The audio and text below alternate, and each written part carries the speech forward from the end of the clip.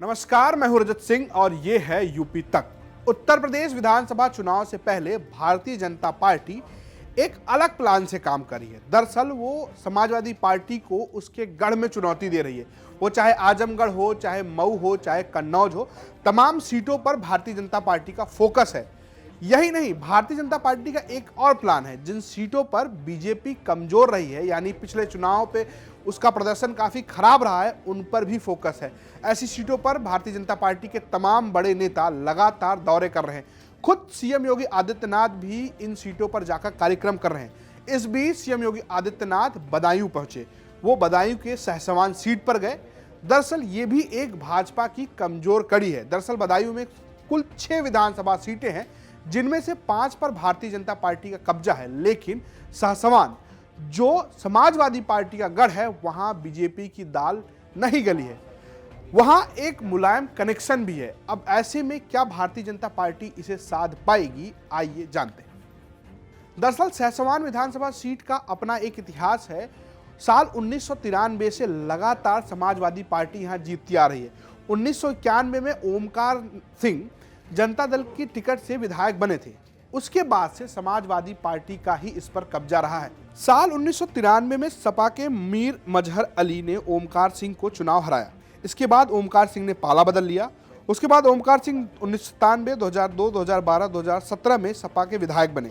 यही नहीं, साल 2017 में उन्होंने बाहुबली विधायक डीपी यादव को मात्र 109 वोटों से हराया।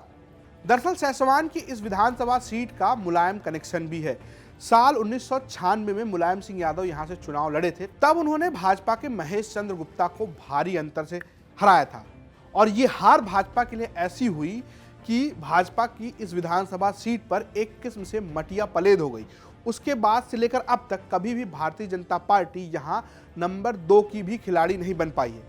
वहीं अगर महेश की बात की जाए तो वो बदायूं की सदर सीट से फिलहाल विधायक है और वो राज्य मंत्री भी हैं, लेकिन फिर भी सहसवान सीट पर अब तक भाजपा की दाल नहीं गली है। अब सवाल यह है कि आखिर भारतीय जनता पार्टी के साथ ऐसा क्या है, या सहसवान सीट का ऐसा क्या समीकरण है कि जो भारतीय जनता पार्टी इसे साध नहीं पाती है। दरअसल सहसवान सीट यादव और मुस्लिम बाहुल है, जो सीधा सपा के MY फार्मूले पर फिट बैठती है।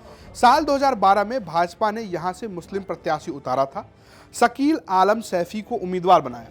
खूब मीडिया में सुर्खियां मिली, लेकिन वोट के नाम पर सिर्फ 2238 ही हाथ आए, जो कुल 1% ही होते हैं। सीट कितनी भी मुश्किल हो, सीएम योगी आदित्यनाथ विपक्षी पार्टियों को वॉकओवर देने के मूड में नहीं है। उन्होंने सहसवान में करोड़ों की परियोजनाओं का शिलान्यास और लोकार्पण किया। अब देखना है कि ये चाल या जो प्लान है बीजेपी का, वो कितनी कामयाब हो पाती है। इस सवाल का जवाब वक्त बताएगा, लेकिन जो बात तय है वो ये है कि भारतीय जनता पार्टी समाजवादी पार्टी के गढ़ में घुसकर उसे चुनौती दे रही है। ये स्टोरी आपके लिए रिपोर्ट की है हमारे सहयोगी अंकुर चतुर्वेदी ने, कैमरे पर रिकॉर्ड किया है दीपांश ने। चलते चलते एक और जरूरी बात कि अगर आप भी ऐसी ही राजनीतिक खबरों में रखते हैं दिलचस्पी, तो आप विजिट कर सकते हैं हमारी वेबसाइट uptak.in पर, जहां आपको तमाम बड़ी अपडेट मिलेंगी, साथ में राजनीतिक विश्लेषण भी मिलेंगे। इसके अलावा तमाम बड़ी खबरों के लिए बने रहिए यूपी तक के साथ।